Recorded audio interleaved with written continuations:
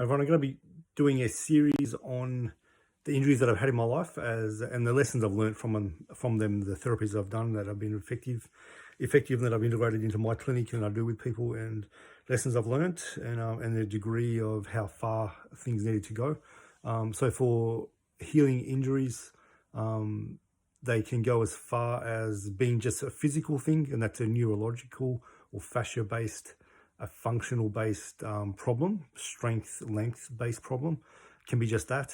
You go deeper into your mental, how you think, your beliefs that are really driving you to do certain behaviors that are constantly injuring you or holding the body in a fight or flight state. Emotions, again, holding the body in a fight or flight state, driving you to do things. Emotions are massive motivators for change and movement.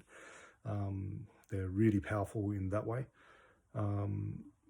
Energetically, maybe you just don't know how to run energy properly. You're not in your body enough, and don't know how to seal up cracks or problems or gaps in the aura, in the meridian system.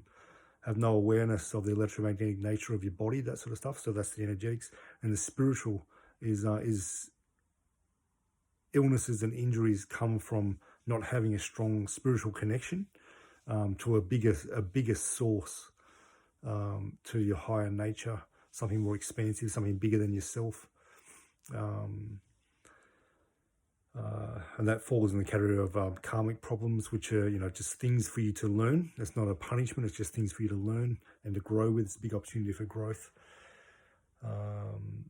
Spiritual, it can be to do with deep belief systems, immature belief systems too, that are outdated, and that need to grow up and mature.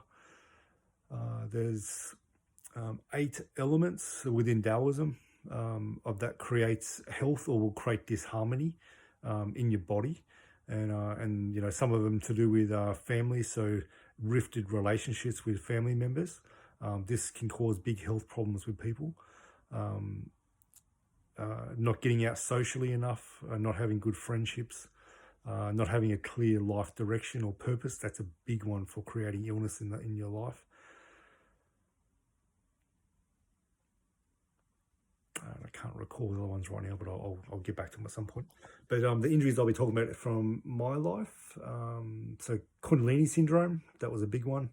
And the meaning behind that. Chronic fatigue, meditation-induced chronic fatigue for years. Tendinopathies in the shoulders, bursa issues in the shoulders, bicep tendinopathies, a lot of tendinopathies. My body's prone to tendon issues, and some people's bodies just are. High level of hypermobility. So people can be hypo or hyper. Hypo is too flexible. Hypo is not enough, and most people are in the middle, and that's where the textbooks talk about is optimal range of motion. What else? Compression headaches, like vascular migraines, painless migraines, diaphragm breathing issues, diaphragm gripping issues, disc bulge in the neck, radicular pain, nerve issues in the legs, disc injury in the back, facet joint problems in the spine, sprung ribs, the usual contusions, sprained ankles. I've sprained both my ankles 2 or 3 times, and I have no issues with ankles right now because I've trained a certain way using Tai Chi. Wrist issues, borderline carpal tunnel that I got rid of really quick. Some RSI issues in the arms.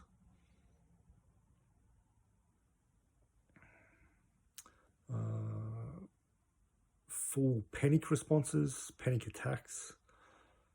Liver Yang rising, which is a really stressed state in the body. So I'll be talking about all those sort of things and what they mean for me, what the layers are in there, what were the lessons in there. I think a couple of accidents as well. Accidents have their own lessons inside them. And some birth trauma too.